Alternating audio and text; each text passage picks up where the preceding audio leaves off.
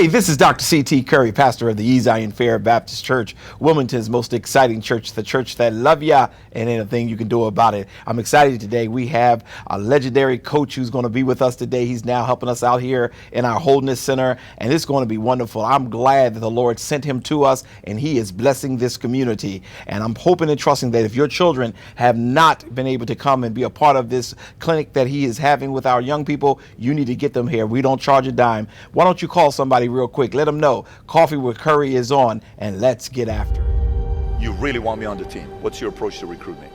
You want first place, come play with me. You want second place, go somewhere else. Like I would watch Magic play. I'd watch Michael play.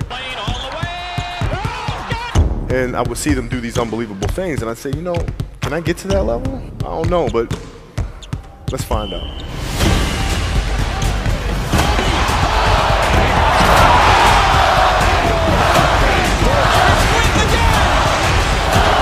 That's why he's the best player in the game. Everything was done to try to learn how to become a better basketball player. Everything. And so when you have that point of view, then literally the world becomes your library to help you to become better at your craft. So because you know what you want, the world's giving you exactly the information you need to become better at it. Because you know what you're looking for. So many guys tell stories about your work ethic. Yeah. What was really your work ethic like, and for how long did you stay disciplined? Well, I mean, every day. I mean, since 20 years. I mean, it was an everyday process, and trying to figure out strengths and weaknesses. For example, jumping ability. Man, my vertical was a 40, it wasn't a 46 or a 45. My hands are big, but they're not massive. Right? So you got to figure out ways to strengthen them so your hands are strong enough to be able to palm a ball and do the things that you need to do. Quickness, I was quick, but not insanely quick. I was fast, but not ridiculously fast. Right? So I had to rely on skill a lot more. I had to rely on angles a lot more. I had to study the game a lot more. And but I enjoyed it though. So like from the time I can remember when I started watching the game, I studied the game, and it just never changed. It's a good separation for me, emotionally, to be able to put myself in a place where at practice or when I'm training or during games, I switch my mind to something else. I switch my mode into something else, right? For me, it's the equivalent of Maximus Decimus Meridius in Gladiator picking up the dirt, smelling the dirt. It's go time. Right? So that was my mental switch. It was like an actor getting ready for a film. You got to put yourself in that cage. When you're in that cage, you are that character. And then when you leave there, it's something completely different. But when I'm in that cage, bro, don't touch me, don't talk to me. Just leave me alone. How did you get mentally and emotionally so strong where it doesn't bother you? Well, you got to look at the reality of the situation. Like for me, it's not, you kind of got to get over yourself. Like, it's not about you, man. Like, okay, you feel embarrassed. You're not that important. Like, get over yourself. That's where you go. Get over yourself, right? Like you're worried about how people may perceive you, and like you're walking around and it's embarrassing because you shot 5 air balls. Get over yourself, right? And then after that, it's okay, well, why did those air balls happen? Got it. High school, year before, we played 35 games, max, right? Week in between, spaced out, plenty of time to rest. In the NBA, it's back to back to back to back to back to back to back. I didn't have the legs. So you look at the shot, every shot was online, but every shot was short, right? I gotta get stronger. I gotta train differently. The weight training program that I'm doing, I gotta tailor it for an 82-game season so that when the playoffs come around, my legs are stronger and that ball gets there. So I look at it with rationale and say, okay, well, the reason why I shot air balls is because my legs aren't there. I go, well, next year they'll be there. That was it. Done. Were there some names that you looked at and says, these 3 guys are as crazy as I am? At the time, I deal with what I've referred to as Goat Mountain.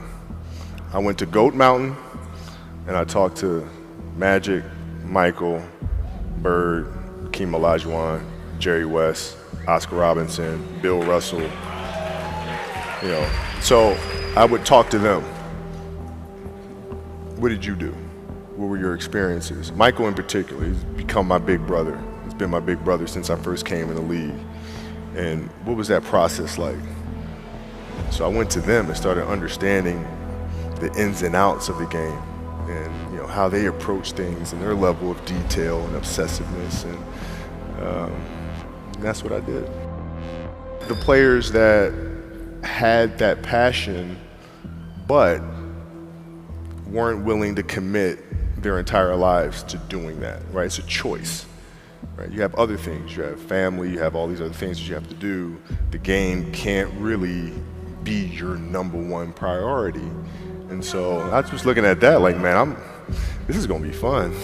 If I'm buddies with you from high school, if I'm a cousin of yours, what happened to our relationship? How did that gravitate when you went into the league and you're determined to become the greatest, or you're determined to become one of the greatest?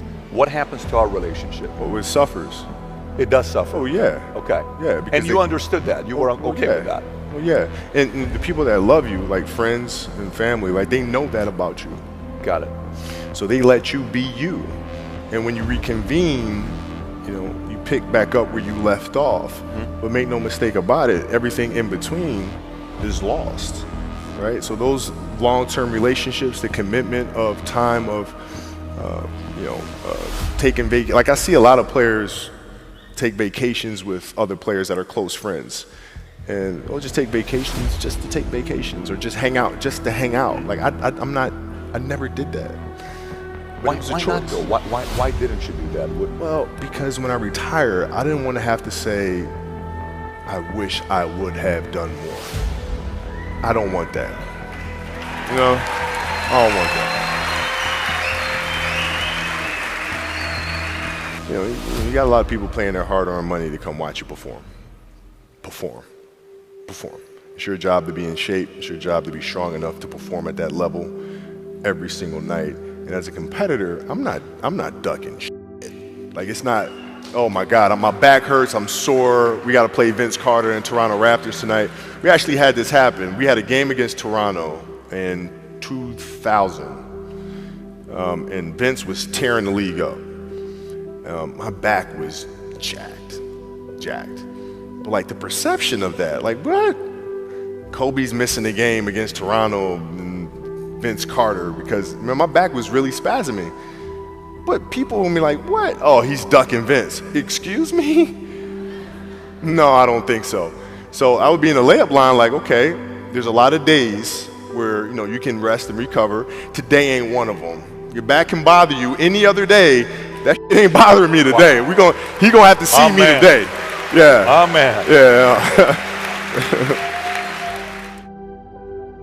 If you're looking at a big investments you got to make, what is the decision-making process there? Do you call? Is there first you do your own research? You take this much time. You call an advisor. Is there a system you follow? It's pretty simple for me. It's do you understand the business?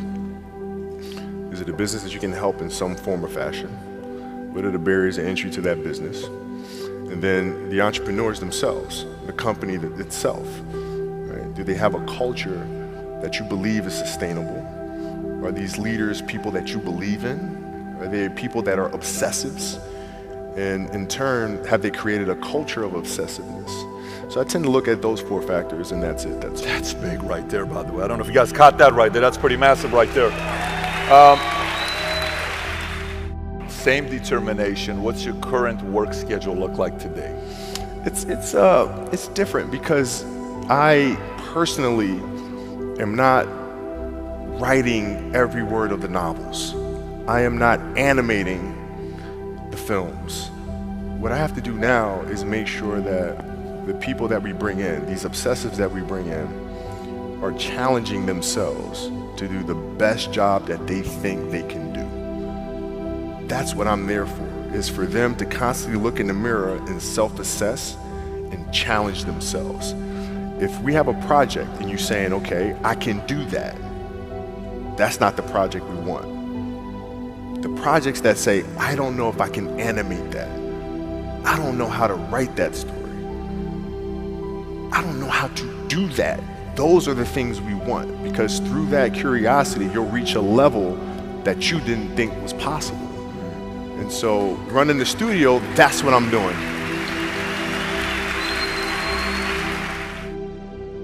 You're playing against the Golden State Warriors.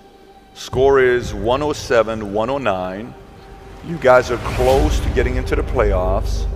You know exactly what happens in the game. You go up, you're about to take your shot, and then all of a sudden, boom, Achilles happens, right?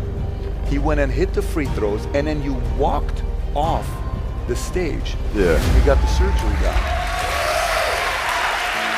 When I went in the trainer's room, my kids are in there, and they're looking at you and stuff, and I'm looking at them, and I'm like, it's all right. Dad's gonna be all right. It'll be fine. It'll be all right. It'll be all right. It'll be all right. As a parent, you gotta set the example. You gotta set the example. This is another obstacle. This obstacle cannot define me. It's not gonna cripple me. It's not gonna be responsible for me stepping away for the game that I love. I'm gonna step away on my own terms. And that's when the decision was made that, you know what, I'm doing it. I'm doing it.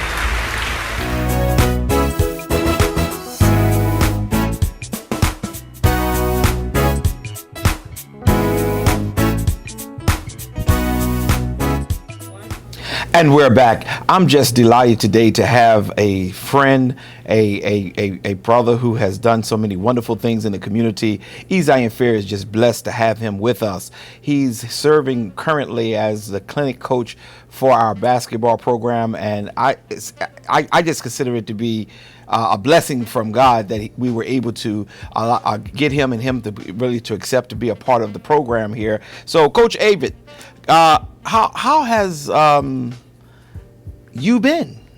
If I could use that language. Yeah, Pastor, I've been good. I've been great, and I've definitely been blessed. Okay. Just to have the opportunity to be able to come in and to partner with you guys, Avent Fair, and the community and the kids. It's been as a blessing for you guys. It's been a blessing for me just to be able to have an opportunity to have an impact on the young adults in our community.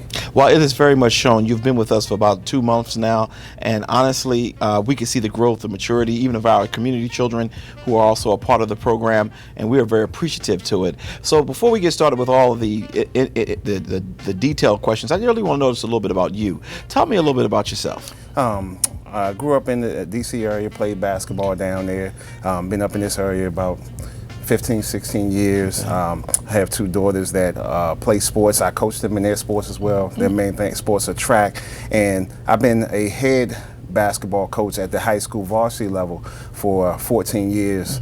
I've also had the opportunity to, in 2014 and 2015, to coach a semi-professional basketball team out of New Jersey called the New Jersey Thunder, and the league called the American Professional Basketball League. My first 2 years coaching there, we won back-to-back championships in that league. We went undefeated the first season, lost 2 games the second season, and I received APBL Coach of the Year that first year. Also had another tremendous opportunity to coach internationally.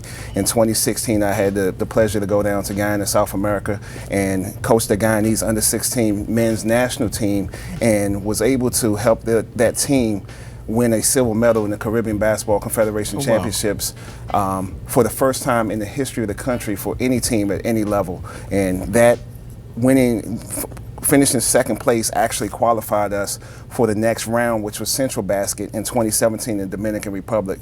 And what these tournaments are, these are Olympic qualifying tournaments at the youth level. So if this was their senior national team, these are the tournaments that their senior national team play in order to qualify for the Olympics. Wow, you have really been busy, and you've been doing some exciting things, and it shows, it speaks to your heart. When you talked about being from the DC area, and you came up this way, but where did you go to school at your undergrad? Where did you? I went to school at the University. So I played high school basketball at High Point High School, which is right outside, about 10 minutes outside the D.C. area, 5 minutes from the University of Maryland. Played for a legendary coach, Ernie Welch, who I was only the third freshman in the history of the school to make varsity as a freshman. And to this day, I don't, records are made to be broken, but I'm still the school's all-time leading scorer and all-time leading rebounder. And we're gonna have to check that because when people giving their own praise, we're gonna have to check that. So I'm gonna have the staff check that one. Hey, Bill. And you said you're still the leading one. Okay, we're gonna get that. That's gonna be a fact check. Absolutely, and I'm there for you because we don't operate in alternative facts and fake news. So I'm fine with you guys doing that. But after finishing my career, I was ranked in one of the top 100 players in the country. Had the opportunity to go to the University of North Carolina on a full athletic scholarship, played there for 4 years, and then after finishing my collegiate career, I had the opportunity to play professionally overseas. Before you go to professional, who did you play for at the University of North Carolina? I played for Kevin Eastman. Okay. Kevin Eastman recruited me there. He also when he left UNC Wilmington, he went and became the head coach at Washington State. When he left Washington State, he went on to the NBA, and he was actually assistant coach with the Boston Celtics with Doc Rivers when they won the championship. And he also went on to coach with Doc Rivers out in LA with the LA Clippers. He's I actually spoke to him a couple of weeks ago, Coach Eastman. Him and I still have a really good relationship. He's retired from 4 years ago. He's now doing some public speaking. He's speaking to corporate groups, and he's also speaking to teams about winning and motivation, doing some motivational speaking that way. Okay. So you went off to college, you did well. Now you're beginning to tell some of the things that you did after you left college. Yeah, I played in Argentina. I played in the first division there. I played in Canada, in Winnipeg, Canada, in the International Basketball Association. I also played in the National Rookie League in 2000. What the National Rookie League was supposed to be was a feeder league for the NBA before they developed the G League. And I played with a team called the Washington Justice. And in the inaugural season, we actually won the championship. So I've been just fortunate and blessed to be on some great teams. I've had some great coaches. And, I'm just excited about the opportunity to be able to give back to the community, give back to the kids, and share my experiences. And hopefully, it doesn't matter where these kids are now as far as their athletic ability. It matters how hard they're willing to work, and they'll be amazed where they can go. Because if a kid like me from DC can do it, then anybody can do it. Absolutely. You just have to have a plan and keep working the plan. And you are a living testimony of what you are injecting into our young people today. I watch you when sometimes I don't go over as much, but I watch you when you are instructing the kids. You really have that level of care and concern that we're building character as opposed to their comfort or their convenience. And I think that's very important. What really gave you that drive to love basketball? I think sometimes, I don't believe anything happened by happen chance. I think that some things are just meant to be, and I think our steps are ordered, and we just got to walk in that. And I think for me, it was meant for me to be involved in the game of basketball. Quick story how I got involved, because I actually was a football player first. I was playing organized football at the age of 10. And you kind of got that kind of body too, so I guess I got that kind of body now. I used to have a basketball body. Okay, all right. Okay, shots fired, but it's okay. But so what happened was this one day, I had maybe a little upset stomach, but nothing that should have kept me from going to school. But I said to my mom, I don't feel well. I don't think I can go to school today. And she said, okay, we'll stay home. But my mom didn't play games, so she said that at the end of the day, you need to go to one of your classmates' house and get the homework for today and get all your schoolwork for the day. So I went to one of my classmates' house to get the homework assignment for the day. And his sister, who was a year older than both of us, she was there. Her coach was there picking her up. She was taller than both of us at the time as well. Wow. And I guess the coach looked at me as this tall, lanky kid and saw something in me. And he said, how old are you? And I told him how old I was. And he said, you trying to play basketball? I said, yeah, I guess. And so he said, well, where your parents at? I said, well, my mom is home. And he said, go talk to your mom. And, normally if a kid doesn't go to school that day, extracurricular activities are off the table. But even though I didn't go to school, my mom let me go to practice that day. And I started playing then. And quite frankly, I wasn't even one of the top 3 players on the team at that time. But through hard work, I had some great coaches and just had a work ethic that I wanted to be better. With the kids, our motto when we meet at the end of practice every day for the clinics, our motto is every day we get better. So I've been living that motto my whole life. And so it's just one of those things that I fell in love with the game. The game has been good to me. I tell the kids all the time that basketball is one of the most loyal things that you will ever meet and come in contact with, because if you put the time in with it, if you can't dribble the ball, you work at it, eventually you'll be able to dribble the ball. If you're not a great shooter, if you get in there and you get shot after shot, repetition after repetition, eventually you'll be a pretty good shooter. And those are the things that I did. And even, living in some rough neighborhoods in the DC area, times where I would just get up and go to the basketball court at 2, 3 o'clock in the morning, and just be out there with myself and just be out there working on my game. All those things have helped shape and mold me into who I become as a coach and as a mentor to young adults. Wow. And as you were talking, I was thinking how you have such a passion for the game. If you were to name the person who you would have loved to have become or an idol for in basketball, who would that person be? In my generation, this millennial generation is a LeBron James generation. I'm talking about you. I just want you to tell me who you would consider to be a hero for you for basketball. What's what I'm saying? Michael Jordan. Okay. Is someone that I looked up to. I think Michael Jordan changed the game. Okay. I think Michael Jordan is one of those players that he can play in any era.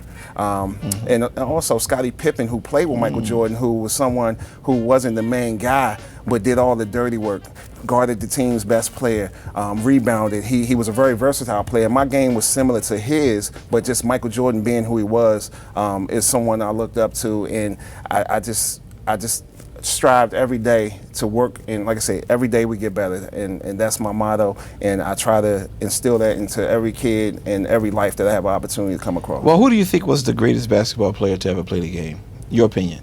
Michael Jordan. Michael Jordan. Michael Jordan. Where does Kobe fit in there? Kobe is the closest thing that we ever have seen and will ever see to Michael Jordan. Kobe carbon copied Michael Jordan from the way he walked, from the way he talked, from the way he played the game, and just the moxie he played with. If there's something on YouTube, and when you get a chance, it's called Identical Plays. And when you go in, you'll see they show a picture of Michael Jordan, and then Kobe kind of slides in there, and then they start showing plays, different games, different times, where the exact same move, the exact same way, from the exact same spots on the court. Kobe was the closest thing, and he losing Kobe last year. The basketball community is even though it's big, but it's small, and kind of like a fraternity. And it pained me. I felt like I lost a true friend and a brother when Kobe passed away in a tragic accident last year. Yeah, well, we're going to take a commercial break in a few seconds, but when we come back, what I want to talk about is, what do you see in young people to make you believe or know that greatness is coming? We'll be right back.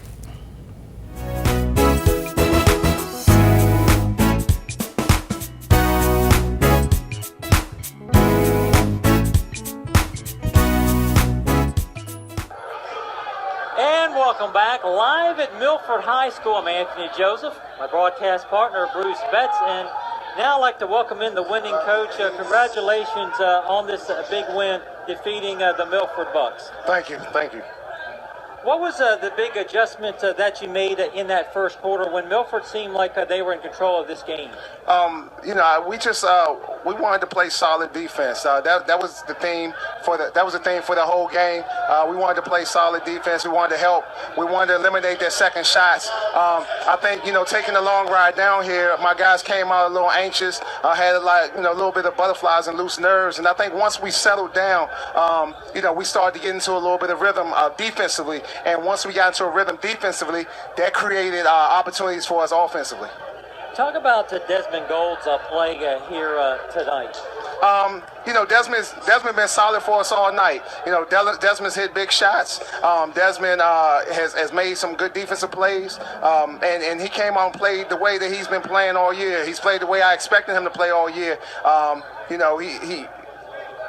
a game this year, a 41-point game against Middletown. He's a kid that can put the ball in the hole. But my thing is, with him, I'm more concerned with his effort on the defensive end. As a coach, I really, truly believe that defense wins games, defense wins championships. And if you can get going on the defensive end, that will get you going on the offensive end. And that's what happened for us tonight, and Desmond was a big part of that. It seemed like, especially on offense, you were trying to slow it down and disrupt that Milford flow that they had. Well, on offense, we just wanted to be patient and pick our spots. They came out, they shot several threes in the first half. In the first quarter, it was almost like we were trying to match them shot for shot. And I told my guys, we didn't want to settle for jump shots. We wanted to take our time, get our shot, get the shot that we wanted. And once we did that and we started attacking the basket, we were able to get them in some foul trouble. And some of their starters and key guys had to sit for a while. And once we did that, I think it really got us into a rhythm. Everybody was into the game. The guys on the bench were excited. We haven't been in the playoffs in a few years, and we just wanted to come and play hard. The thing I ask my guys to do every game is to give 100% effort 100% of the time, come down here and leave it on the floor. I told them in the locker room, regardless of the outcome, when you leave this gym and you get on that bus, the only thing you should be able to do is curl up and go to sleep. What does this win mean personally to you? I look at it as another game. It's a playoff game. It's a little bit more meaningful. But I've been preparing my kids for this moment all year. We played a lot of tough games. Many of the games we lost, we were right there with the lead late in the game, and for whatever reason couldn't hold on. I've been telling my kids the last 5 to 10 games of the regular season that we approach those games as playoff games and approach those games with the mentality that if we lose, that the season's over. So I've been mentally preparing these kids for the playoffs a month ago. So now that we actually in the playoffs, and I told them in the locker room, this is not a dress rehearsal. You don't get to come out and put on your costume and see how bright the lights are and take your costume off and come back. It's all or nothing. It's now or never. And for these seniors, they've never played in the playoff game. So I just want my guys to be hungry, and I want them to be humble as well. And we just want to continue to get better. Our slogan is every day we get better, and we got better tonight. And we just want to get, depending on the snow, hopefully we can get to practice tomorrow and we can prepare for Concord. Bruce, you have a question for the coach? Hey, Coach, a couple things that I noted right out. The adjustment that you made at halftime. Obviously, you made a huge adjustment there. The Buccaneers jumped out to that early lead in the first quarter. You made an adjustment there. The Desmond boys really took over and took control. I really appreciate the way that they play and your whole team. It seemed like a very disciplined team. They would make an exceptional shot. They weren't pounding their chest. They weren't jumping around, bragging on themselves. They would turn around and play defense, and I certainly appreciate that. I mean, you've got these kids on point, and I commend you for that, but the discipline is something that's very important to us, and I noticed that right out. But those Desmond boys are pretty impressive. The Gold brothers. I mean, the Gold brothers, We preach discipline all year. It's easy to get caught up in the moment and start pressing. I ask my kids to play unselfish. I ask them to make the extra pass. I ask them to make the good basketball play. And sometimes when you're in an environment like this, and sometimes you got the crowd behind you and you got the crowd against you, and you hear a crowd go ooh and all over a move, it's easy to get caught up in the moment. But I've been drilling into these kids, all year long. You can't win a basketball game in one possession. It's a heavyweight 15 rounder back in the old days. You gotta slug it out for 32 minutes. The game is not going to be won in 5 minutes. It's not going to be won in 16 or 32. Or 24. It's a 32-minute game, and I just want my guys to play unselfish. I want them to play hard and leave it all on the floor. And that's what we done. That's what we did tonight. And we've been playing that way all year.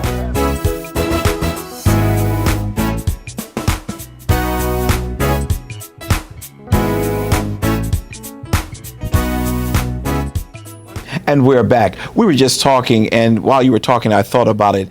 What is it that you see in a young person, a young brother or young lady, and immediately it strikes you and say, this person has talent, skills? I heard you talking about little Alex, right? Who just came in the gym. He's only 4 years old, right. And you were saying, no, he's going to be good. What is it that you see that causes that? Well, I think when you look at a kid, especially when they're young, you just look at how they carry themselves. Mm-hmm. I mean, even at that early age. And speaking of Alex, he just had a certain confidence about him when he talked. I mean, he almost talked like he was a big boy. And when he had said something, he was like, check up, as if he was at the park with the big guys. And I was like, how old is this kid? And he was like, I'm 4. And I'm like, oh, you 4 going on 24? But it's just, for me, I believe that there's potential in every young adult, whether not they ever reach that potential is really up to them. But I think that every kid has an opportunity to do something great. And for me, I think there's so many life lessons that you can learn through sports, and for me specifically through the game of basketball. So anytime I see a kid, because basketball is my area of knowledge, that I use that as a vehicle to put my hands on them to try to encourage them to be better than they were yesterday. And it's just something in them, and just to challenge them to have that work ethic. And for my high school teams that I coach, people always ask me, how do you get your kids to play hard for you all the time? And I don't take credit for it. I've been fortunate that God has blessed me with the ability to motivate young adults, and that's how I'm able to connect, and that's how I'm able to get the best and most out of the kids that I work with. So when a child, have you had a young person who you knew had the potential but was just lazy? And if you got an experience, give me that. And then what did you do to try to motivate them? I've seen it more times than I can count. Because sometimes you get some kids that are very talented when they're younger, and they don't work and put that time in. And as they get older, those other kids that work hard start to catch them. And there's a saying that said, hard work beats talent when talent doesn't work hard. Right. So when you have a talented player, for example, Kobe, a lot of people maybe didn't like Kobe, but no one can ever question Kobe's desire and passion to be great and be the best he can be. And the same thing for Michael Jordan. They not only challenge themselves and push themselves to a certain level, but they challenge the people around them and force those people to be better. So sometimes what happens is you get an individual who raises the level of the entire group. And I just think that for any young person, for us as adults, especially someone who's had the experiences that I have, I just have to be able to get them to understand. And it's just repetition, just like anything. So sometimes when I go in the locker room and I'm speaking to my kids, or even the kids over at the clinic, and I'm saying certain things, and I know they probably like, oh, here Coach go again. Here you go, he's preaching, he's saying the same thing over and over again. And if I got to say it 101 times for you to get it, it's just hearing it, it's just an adult reassuring them that they can do it, and you just got to keep pushing them and pushing them. And sometimes it's immaturity, and sometimes when they reach a certain level of maturity, the light switch comes on, and then you'll just see that talent that you saw in them back then all of a sudden start to blossom. And one of the things about being a coach is you have to be able to not only see a talented kid, but you have to be able to project talent. You got to be able to see a kid where he is right now. He may not be able to dribble the ball well. He may not be a great shooter, but what I do see is the intangible things. I see he runs the floor hard. I see that he gets back on defense. He dives on the floor. He does those small things, and I can look at that kid and say, if he works hard, he can go here. And that's for me how I identify a kid where they are and project where they can go. Okay. Well, you say you're from D.C. You went to school in North Carolina. How did you transition into Delaware? So a friend of mine was the coach, track coach at Delcastle Technical High School, and we were talking, and my daughter's ran track, was running for that track team, and we got to talking about coaches and what the expectation is for coaches, and what coaches should bring to the table, and what coaches should and shouldn't do. And Delcastle was actually open at the time, and she said to me, won't you apply here? And funny story, I said, is the job open? She was like, yeah. I said, as a coach, can I get in the gym when I want? She said, yeah. I said, well, that job is mine. And I applied for the job. They called me in for an interview so it was closing on a Wednesday. That was a Tuesday we were talking. It was closing on a Wednesday. I applied that night. That Friday they called me in for an interview for following Tuesday. The following Friday they called and said I was hired as the coach. So that's how I ended up in Delaware.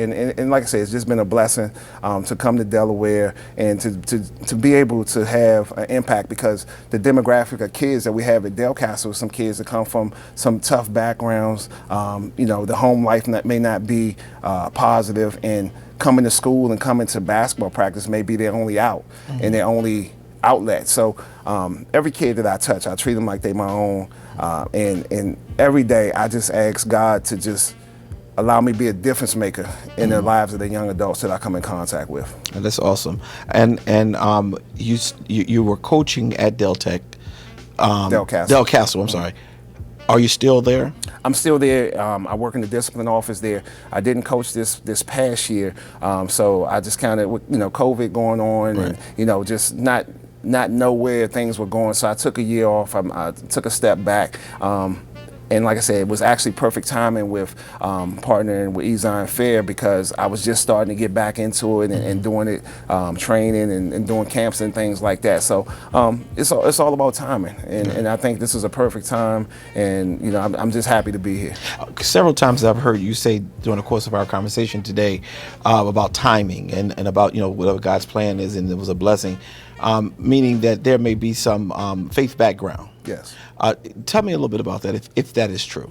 Yeah, there's some faith background. Both my grandparents were evangelists, so I grew up in the Pentecostal church. Was you know which one that was? The Church of God in Christ, or no? It was New St. James Pentecostal Church, down in the Maryland, D.C. area. My uncle, my grandfather's brother, was the pastor of the church. So I grew up church every Sunday, Bible study on Wednesday, Sunday school, singing in the Sunshine Band, all those things. Now, I was in the choir and sung in the Sunshine Band. I didn't say I sounded good. Well, you did. Well, I sung unto the Lord, so I guess I sounded okay. But so I sung with a joyful heart. Okay. And but I'm not a singer, but so I do have that faith background, and I know with coaching and working in the schools, there has been a separation of state and church.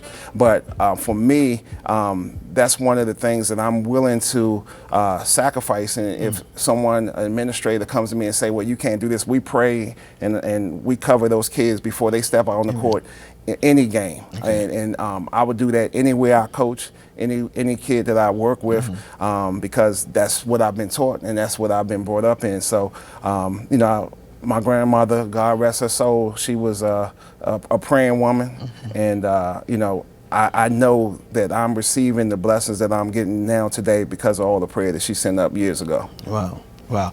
Yeah, that's something you can tell when a person is talking, especially as I sit here and interview many people. You could tell that their influence was based off of the Christian background that they or the religion that they come out of, and you helping to do for those, especially those who are economically challenged, and coming to Zion Fair and being a part of our team as we've just opened up that Wholeness Center is a blessing again. And I'm going to keep saying that because I do appreciate it, and I'm very grateful to see our children, because what the community may not know is that when Coach Avent came to us, he's expensive to the folks who got a lot of money, but he really took care of our young people in this community. And I think that's something, it's the reason why I let you sit in the chair today, because beyond what you have accomplished, you've not forgotten the young people. And as a matter of fact, you even shared that whatever you could do to help, you wanted to be a blessing to them, and you came with things that we didn't have yet to make sure that the skills that you were trying to develop was happening. And I thought that was really, really important. We're going to have an expo, so we're going to come back in a few minutes and we're going to even talk about that. But I got a couple more questions I want to ask you too, so we'll be right back.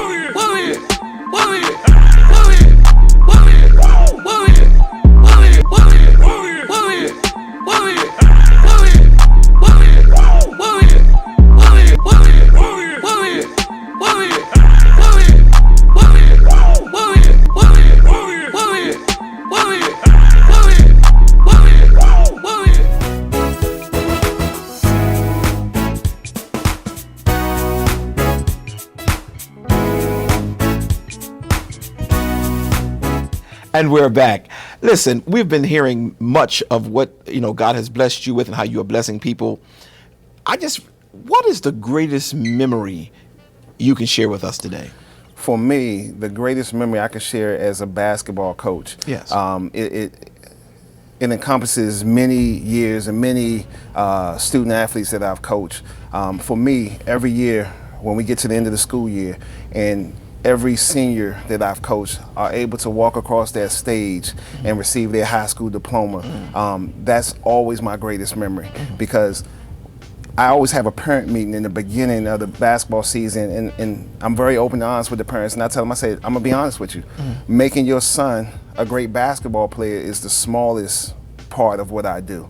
My number one job as their coach is to make sure when they leave their school 4 years from now that they can go out and be productive citizens in society. And now, if they represent themselves well, they represent this program well, they represent this school and their family, they're gonna become pretty good ball players along the way. Right. So basketball is just a vehicle for me to put my hands on them on a daily basis to have an impact. So my greatest memory is at the end of the school year, at graduation, watching that kid put their cap and gown on and get their high school diploma at a minimum, and hopefully I've done something to inspire them to further their education and go on to higher education. Do you have any experiences where you have had a team that just wasn't good? It was mediocre is not even a good word, but it ended up being shocking you. It ended up being one of the better teams you've had. Well, I think that anyone can coach talent. Anyone can coach talent, and the measure of a coach is when you have a group that's not so talented. And I've had several teams that no one gave them a chance to do anything. So when I coached at Woodbury High School, my first 2 years as the boys coach, we went 50-10, and so then we had a down year. We still won about 15, 16 games, but then the following year I had a lot of seniors graduate, and no one gave us a chance to do anything. And we found ourselves, as the season went on, we end up going on a run. We were the 7th seed in the playoffs, and we made it all the way to the finals. And we lost to a team that was undefeated, a Paulsville team that had a really, really stacked team, had several kids going to play Division I ball. Not one kid on the team I had went on to play Division I ball. And in that game, we were down 24 points at halftime. And no one expected us to be there anyway, but we had won 20 games. And we ended up losing that game, but what I will say, at the end of the third quarter, we were up 4 points. Wow. Which is a tremendous turnaround. And that game was actually televised. So I remember looking back at the game, and the announcers were talking at halftime and say, well, if you're Kenny Avent, one announcer said, if you're Kenny Avent, what do you say to your team at halftime? And the other announcer said, great season, because we were down 24 points. Right. And so I remember hearing that announcer say in the game that, that I just wouldn't let my kids quit, because we're going to play and we're going to fight till there's 0-0 on the clock. But that team and that season, even though we fell a little short in the finals, it was so rewarding because no one gave us a chance. No one gave that group of kids a chance. But I'm a believer that the kids take on the personality of their coach. Okay. And I refuse to allow them to lose. And when at the end of the game, I say we didn't lose today. We just ran out of time. Okay, that's a good answer. But that leads me into really something that's getting ready to happen here at Zion Fair. We're going to have this big expo, and I'm excited about it. We got everybody. We got commercials going, and we all excited. But you said a couple things that I don't want to discount anybody, but we got you coaching Deacon David Allen, who's the chairman of our boards team, and then you got the athletic director who is coaching the Curry team. And I'm told that she had stacked the deck, but then I'm told, hearing you can stack the deck. If you got a good coach, you can make it happen. I don't know what's going to happen here. What's going to happen is, I think you assessed it correctly. The sister Kendra, she definitely tried to stack the deck, and rightfully so. I get it. She wants to win, and she did everything in her power to try to make sure that was going to be a smooth transition to success.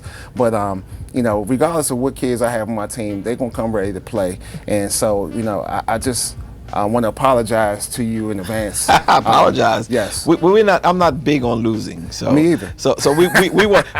Look, we would rather you walk away than have to run away, Miss Kendra. So I hope that as you're saying, what you're saying is not true. Hope it's just you just talking, because we don't lose. This Curry is team win. I can appreciate that, and you might want to, in the NBA they got trades, they got free agents and things like that. So if you want that to be the outcome, then you might want to do a coach trade. Well, if she was here, I don't think she would be too happy hearing you say that. But I know she wouldn't. But at the end of the day, when I first question I asked, I said, well, since y'all gonna have two teams, how y'all gonna name these teams? And then when she told me the names of the teams, I said, well, who's gonna coach Curry team? And when she said that she's gonna coach it, I said, I don't want to discourage her, because she bounces the ball. I mean, she's here. She's very much in the mix. She loves the game. She loves the game when she's now out of breath. But I was like, you sure you want to coach my team? And she said, we got you. And then when I heard you in here talking the other day, you were saying, she tried to stack it, but it's on her. Yeah. But we're gonna see. And for those of you who don't know, on June, I think it's the 25th. Is that 26th? 26th, June the 26th. We're gonna have a expo game. It's going to be live. We're gonna have Zion Fair now has cheerleaders. We got some vendors that's going to be happening. We got other talent that's going to be going forward. So we hope that you will be able to come in, because Coach A, I'm going to be at the game, and I'm going to make sure that my presence is seen so that they'll know who's supposed to be winning. Chairman of the board, doesn't sign any of the checks. but I do appreciate you even coming in and bringing the level of excitement, because that's what we're happening right now. We're excited about what's going on and the commitment that is happening with our young people. Listen, since you've been with us, you've seen talent that we have here. Mm-hmm. You've seen in this community, in our church. Do you think that this talent could go somewhere? I think every kid that's in the program right now has the potential to do something special. Mm-hmm. I think the one thing that they're learning is that learning the game of basketball isn't about always playing. Mm-hmm. It's about working on your skill set. It's mm-hmm. about learning how to play the game the right way. It's about moving without the ball. It's about setting screens. It's about understanding basketball terminology. And I think that's where we are right now, where those kids may not have played organized ball before. Mm-hmm. So I'm here trying to teach them those things so that when they get an opportunity to go try out for their high school team, that they have a greater chance of making the team and things like that. And I've seen so much growth in every kid that's in the program.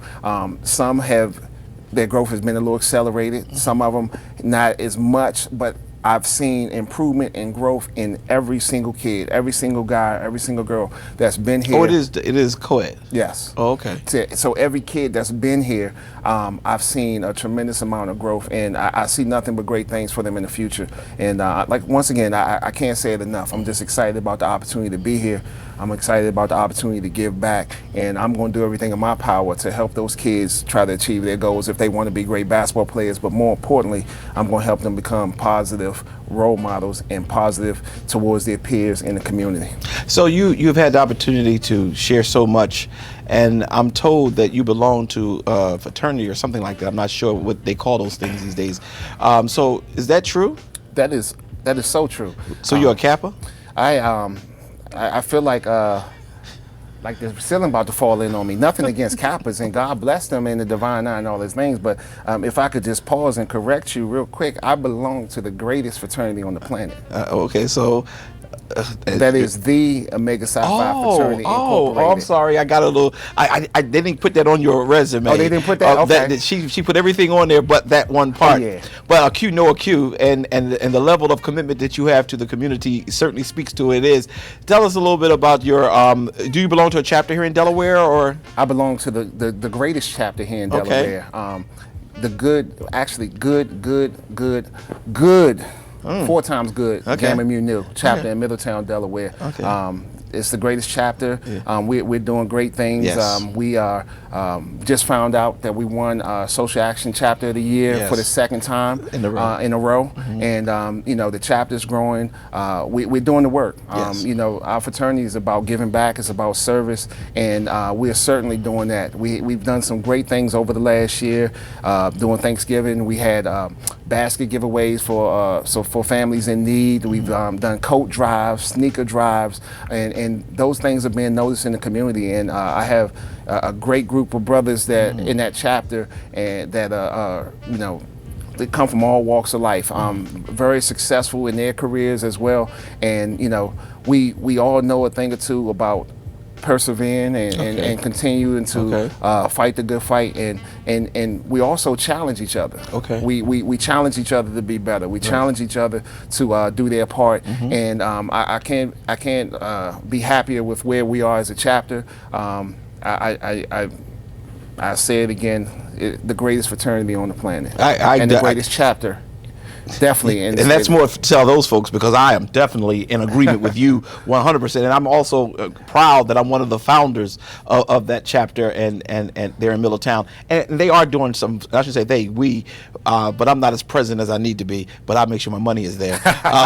But they are very much active, and 2 times in a row. And it just does the heart well to hear the level of work and commitment that is going on with Omega Psi Phi in the Middletown section of the state. And go ahead. Well, the beautiful thing about, you know, you not being as active as you say you could be or want to be, is that's what it's all about. We stand in the gap when our brother is not there, even though you're not there physically as much as you can, because you're very busy, you got a lot of things going on. That's what the brotherhood is about. You know, we're always going to lift as we climb. Amen. So. Amen.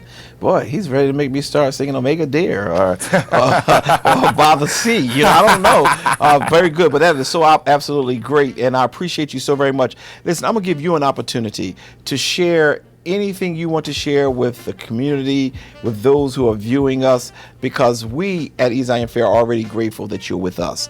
But is there something you want to say to motivate or to bless somebody, some parent, whatever? You have this moment. I just want to say, you know, for all those kids and families that have been a part of this clinic and this program, we thank you for being a part, just allowing me as a coach and as a man to just be able to pour into your kid's life. And, you know, this is just the beginning. There are great things in store and on the horizon for Zion Fair Baptist Church. There's great things in store for the basketball program, and we're going to look back in this moment in time and a year, 2 years from now, and we're going to see the growth, not only just far as basketball, just the community outreach. And I mean, the vision is a grand vision. I can see it as clear as day. And we've seen, even with the number of kids that started signing up, I mean, it seemed like every week we get a couple more kids that are now signing up for the clinic. So once again, I can't emphasize enough, I appreciate and I thank you for the opportunity. I appreciate the community and the church for embracing me and wrapping their arms around me. And you know, I've been around here for a short time, but I feel like we're family, and that I've been here for a long time. So I truly appreciate it. I can't thank you guys enough, and I'm truly excited for what's coming in store. We're looking to do some basketball camps in the summertime. We're looking to do some more training and things like that. I have a friend of mine's, Joe Richmond, who is the ambassador for basketball for the Blue Coats. More than likely, he's going to come out to the expo and talk to the kids. And you know, there's great things in store. I have connections with a lot of great people that are doing great things in the basketball world, but also just mentoring things, and that can also, we can bring in the talk and pour into the kids. And that's what we want to do. We want to continue to develop these kids in the church, and especially in the community. And now that they know that we're here, they know that we have to offer, and you know, it's word of mouth. The word is getting out. The word is getting out, and you have created a tremendous platform to continue to get the word out, and I appreciate you for that, and I thank you for having me. Well, thank you so very much, my brother, and I appreciate all that you do for us. And again, it is mutual. We are exchanging off of our gratitude for each other. Good marriage. This is a very good marriage, and I'm looking forward to it getting stronger. For those of you who have young people who are doing nothing, my goal when we put this Wholeness Center together was not to have a nest for negativity, but it was really to have a place where we can have organized events and activities so that our young people can see the alternative to negativity. And certainly Coach Avent is certainly doing a very good job. We have others, we have cheerleading, we have other things going on, and I want to make sure that you know that you can sign your children up. And one thing Zion Fair has committed itself to, and that is when we're doing something as we're sponsoring it, it is free. It is free to the community because it is not about us making money. It's about us giving back. And I thank God for Brother Avent, and I hope and trust that everything continue to go well with us. We'll be right back. And we're back. Listen, it has been remarkable that we had an opportunity to have a conversation with Coach, and we are grateful that he's with us. And I hope and trust that you all learned something during the time that he was sharing the various experiences that he had, as well as the things that he's doing with our young people and the young people that he comes in contact with. Today, I turn your attention just for a moment. I wanted to share this show with one of our parishioners, one of our members who has transitioned. She's gone home to be with the Lord, but she was a very, very faithful servant of this church. Today, I wear the shirt of Fight Like Tina. Her children brought this shirt into me the other day. They know the relationship that I had with their mother and how she helped me build this ministry. She wasn't one of those members who needed to be in the front, who needed to be recognized, but she did everything in her power to make sure whatever we needed, she took care of it. When we didn't have a church clerk and the politics was very, very high, she didn't care about not being named as the church clerk, but she did all the duties of the church clerk. We prayed for her, and you can remember just a few months ago, we had her on the show where the doctors had told her 2 years prior to that show that she would not make it 6 months. But God gave us a miracle, and she made it. She made it to show the world that when you trust God, God will bless your life. You may say, well, Pastor, she transitioned. All of us have a reservation with death, but that's all right. Because God showed us that when the doctor gave her limited amount of time, he extended her years. She was fine with it. And today I want to honor her. I want to honor her husband, Brother Michael Waterman. I want to thank God for him. He stuck by his wife. He stuck by the children. And I'm grateful to God for him. I'm grateful for her 3 daughters. All 3 of them are doing very well. One currently is still at Delaware State studying to be a teacher. What a great woman of God she was. And I want Zion Fair to always remember Tina Pratcher Waterman.